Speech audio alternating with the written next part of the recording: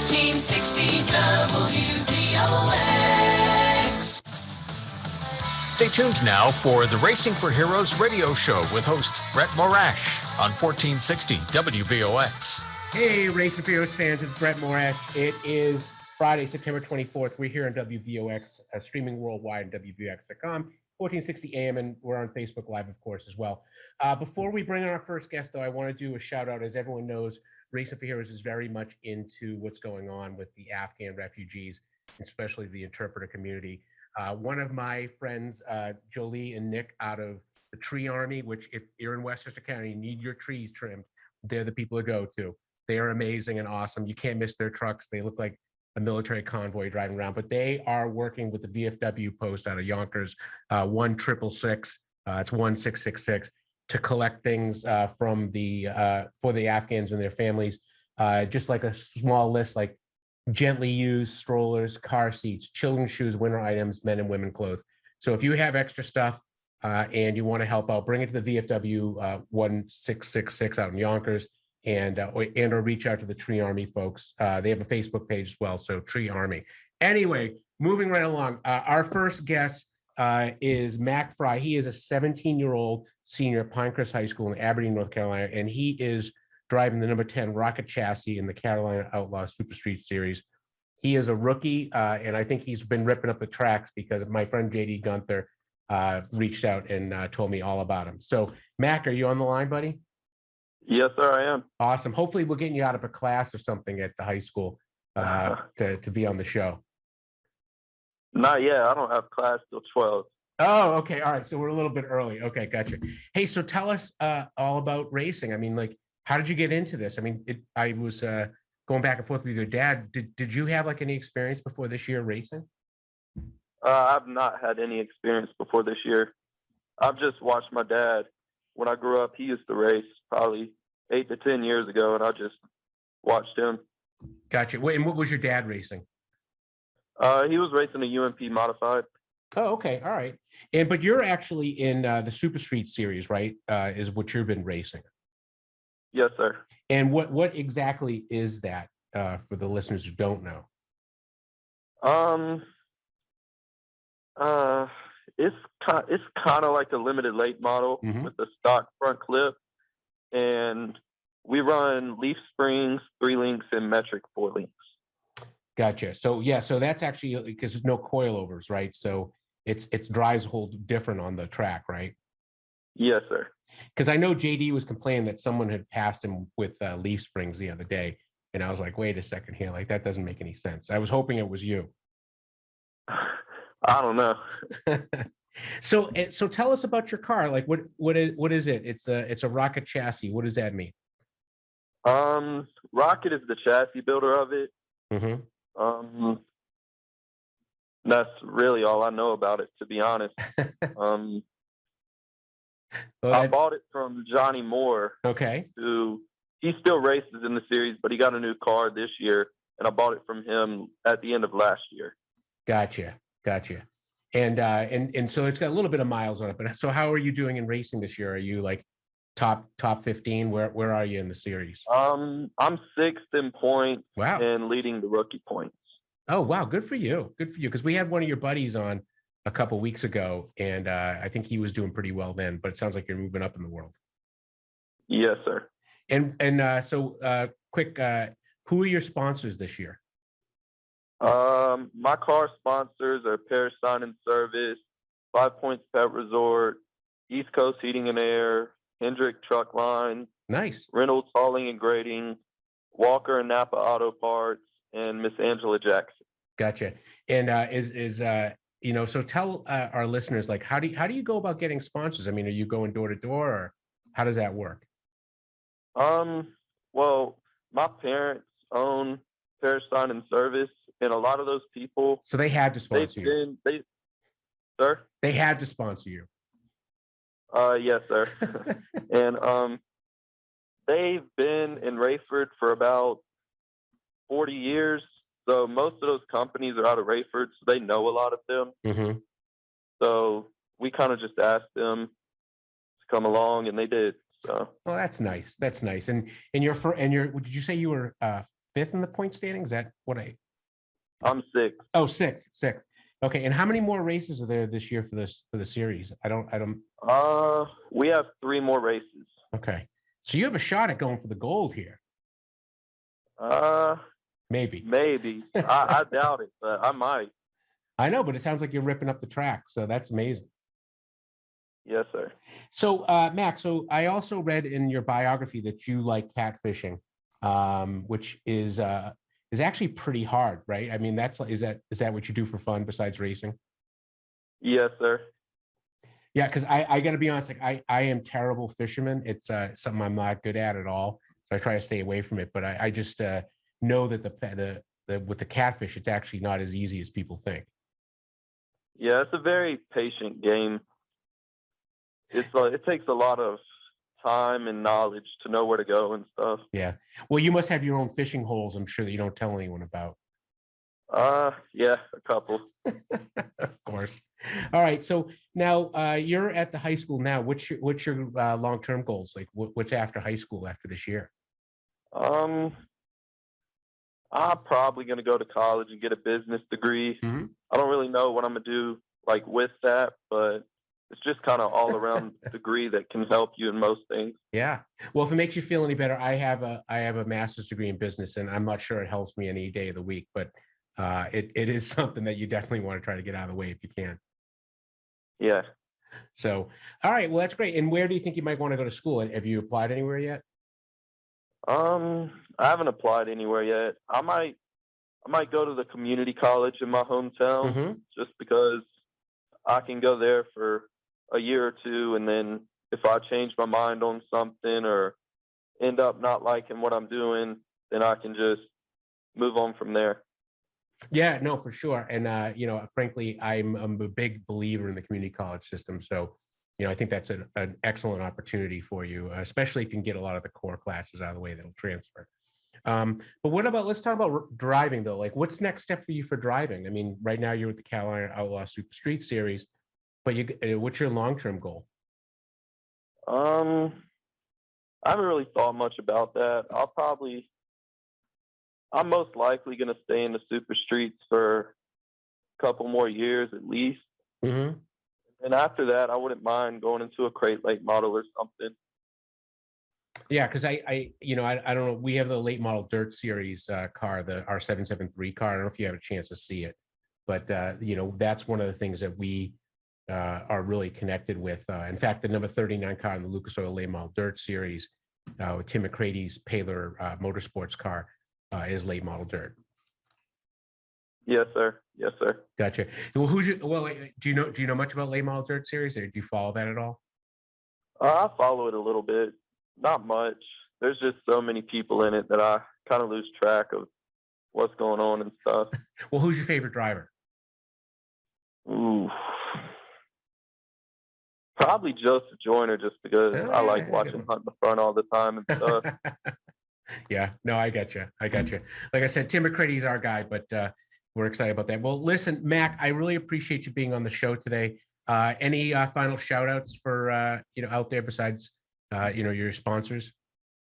I gotta shout out my parents, my brother, my friends, and my Uncle Rusty from their support and help with the car. And I gotta shout out JD, Gunther, Kip Thompson, and Deborah and Lewis Brown for helping with the series and giving us a place to run. Yep, you bet. Yeah, no, and they're fantastic folks, and I really appreciate all you do. And please tell your dad I said hi, and thanks for having you on the show today. All right, I will. Thank you. Outstanding. All right. Well, thanks. That, ladies and gentlemen, was Mack Fry, a 17-year-old senior at Pinecrest High School, Aberdeen, North Carolina. So we're going to switch to our next guest, Gregg Porter. Gregg is a U.S. Army veteran, and he is the American Red Cross's Director of Service to the Armed Forces and International Services, which is an incredibly long title. But at the end of the day, what he's doing is he's helping military and veterans through the works of the Red Cross. So, Gregg, are you on the line? I am. Thank you. I am. So I every time I talk to you, you seem to be moving, going to do something, because I think that's really a big piece of the Red Cross, right? Is that you guys are always out there on mission. Yeah, absolutely. I've got an office, but I don't spend much time there. I spend a lot of time in my car, actually. And it's because, the greater New York region that I'm part of is it's big, and certainly we have larger geographical regions in the country. But when you look at demographics and you look at the populations, New York City and the surrounding area is absolutely huge. So there's a lot of market to try and penetrate. Oh yeah, for sure. And you, like I said in the introduction, you have a pretty long title here, but it really seems like there's kind of two things, right? There's like the Director of Service of the Armed Forces, and then International Services. So can you explain maybe to the listeners, like, what exactly do you do? Sure. Yeah, I'm still trying to figure that out myself. And my business card's too big for my wallet because it's a long title. But yeah, no, so the Service of the Armed Forces and the International Services actually incorporates some crossover, because obviously our armed forces work is an international perspective. So a lot of the things that I do in the armed forces world, in particular, kind of managing the emergency messaging service for soldiers and service members, is international in scope. But separate and distinct from that is our International Services Program, which really is a series of programs that we manage here in America that have international implications and international impacts, to include restoring family links, which, I heard at the beginning of the show, you were talking about the Afghan situation. Yeah. And one of the things that we're gearing up for in this region right now is trying to reconnect family members who couldn't make it out, let's say, or maybe those who were here, and allowing family members back in Afghanistan to know that they've made it safely and they're being taken care of. And so that's part of our program, working through the American Red Cross into the International Federation of the Red Cross. Which in that case would go to like the Red Crescent, right? I'm sorry? It would probably go to the Red Crescent at some point, right? Which is kind of like one like the partner organizations, right? Exactly. So it's just part of the entire federation, and it's how we work with other Red Crosses in other countries all around the globe, to communicate and to make sure that the messages are passed, and make sure that people understand that they are being taken care of, and just pass those family messages along. Yeah, that's amazing. Because I think that anyone who's been in the military, certainly at a tactical level unit, has had buddies that have had some sort of tragedy in their families, and then they receive an AMCROSS message, and that's all part of that same kind of system, I guess, right? It's similar. It's a different side of the house. I have to put my armed forces hat on when we talk about that. It's similar in a sense that we are passing a message again, and it's a huge impact. And as the last thing you want to hear is you got a Red Cross message coming in if you're a service member. But it's so important to the families, and it's so important to get that emergency message across. And we have volunteers who staff our facilities 24/7, 365, and their whole job is to take those calls and then follow up with the families and make sure that that the information was passed correctly, and the commander had that opportunity to grant emergency leave if the case warranted it. Yeah, for sure. And I will tell you that, in my military career, whenever we got an AMCROSS message, like that message, in the commands I was at, I was very fortunate, we took care of our people. That really took priority over almost anything. And, we would do our absolute best to get folks, on their way home or whatever we needed to do to make it work. And I know that was a big portion of the Red Cross. Yeah, absolutely. And it still is today. And it goes on, and yeah, it's something I'm very proud of it, and I'm proud of the work that we're able to do. I'm proud to be in this position. I'm very grateful for it, actually. And, the ability to give back to both the military community, which I still feel like I'm part of. I still bleed green. And then the veteran community as well, because I'm definitely a big part of that. And there's so much need out there, and whatever I can do to support and help. And really, I'm gonna jump on this a little bit. Yeah. One of the initiatives I'm working on right now is to try and get more veterans involved in the Red Cross, particularly to help reach out to other vets. Because I think, and you might agree, when you have vets reaching out to other vets and vets in positions to help others, it's a different dynamic. I love the civilian population. There are so many wonderful civilians who care, and they're trying to give back, and they're doing everything that they can to help. But there's a different dynamic when you have a vet reaching out to a vet, because we do speak the same language, and we've had similar experiences. And And that's just one of the things that I'm trying to do right now in New York, is just get more vets involved and more vets to even understand what the SAF program is. Mm-hmm. Because when you think Red Cross, you think CPR and blood, but there's so much more than that. Oh, absolutely. Absolutely. Yeah. But I think you're right. I mean, when I think of like the veteran community, and you were Army and I was Navy, but if I talk to like a World War II veteran about their experience in the Navy, we have very similar shared experience, and it immediately erodes any other sort of blocks that were there. And I can do that with someone who's in the military today and talk to them. And, it's all that sort of stuff that I think really kind of matters at the end of the day, is that, that shared experience is what bridges that gap with us. Absolutely. Absolutely. And when you go to American Legions, you go to VFW posts, and you kind of see the camaraderie and the brotherhood that exists there. That's the whole thing. And that explains it all, and if we can take that and replicate it in the volunteer world, in the service world, I think it's just a great thing. So. Yeah. And I think there's some models of that. I mean, you have, up here actively, you have like the Mission Continues or Team Red, White, and Blue, which I think really are leaning in. And as you mentioned earlier, the folks at Tree Army, who are a veteran, it's a veteran-owned small business.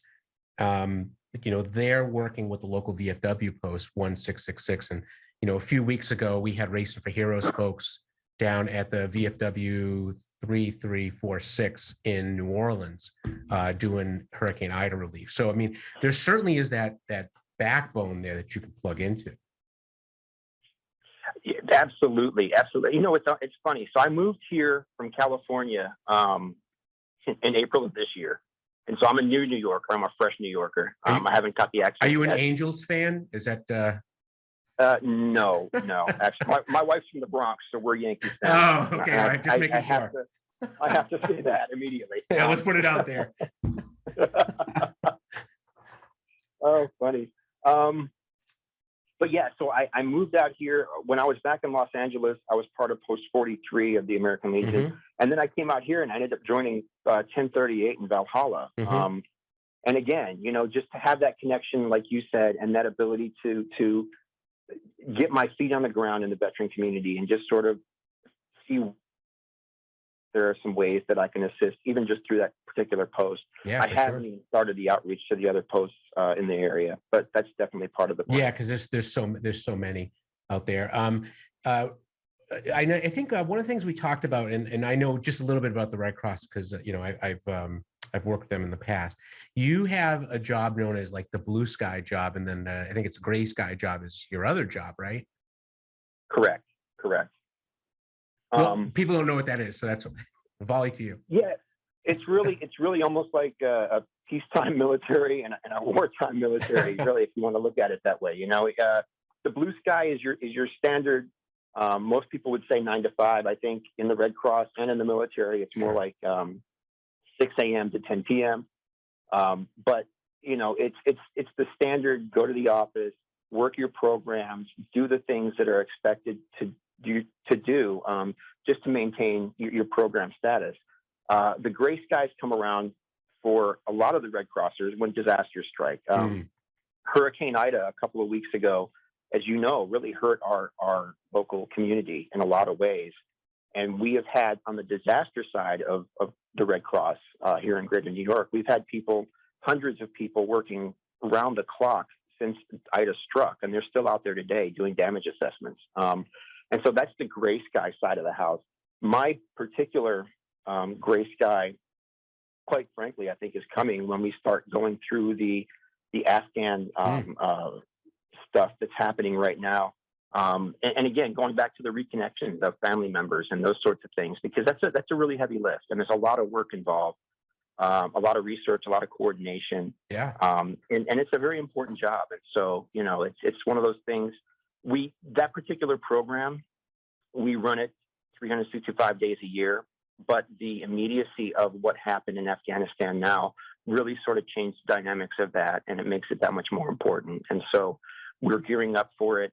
We know we have some some folks coming to our region, but I expect there to be a large influx of Afghanis into our region, only because, New York is what it is, and it's such a melting pot, and there's so many other immigrant communities here. So yeah, and I think in New York we have under the greater city area, we have the ability to absorb a lot more folks that other parts of the country maybe not so much.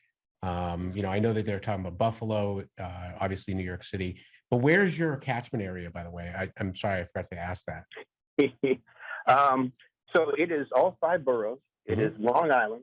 It is Westchester County and Rockland County and Greenwich, Connecticut. Gotcha. Just Greenwich or just that lower part, right? Correct. Yeah. Gotcha. Yeah, that's amazing. And that's millions of people though, right? And I think that's the part where people forget. Like that's such an enormous area. It really is something. Now, we did not talk about your military service, but you actually served in the U.S. Army for a little while. And so tell us about that. I did. So yeah, I was in the Army quite a long time ago. And I was a combat cameraman, but it was actually prior to them calling us combat cameramen. It wasn't until 1991 when I deployed to Iraq where I learned what a combat cameraman was. So you were wearing the chocolate chip cookie desert camouflage, right? Is that was the time frame? Yes. Yeah. That's how I know how old people are. Is what color camouflage did you wear? Yeah. So I deployed over there. And if you think about it, that era, we didn't have a whole lot going on. The Soviet Union was collapsing; things were looking pretty good. Let's go back to blue sky. It was a blue sky day, right? Yeah, for sure.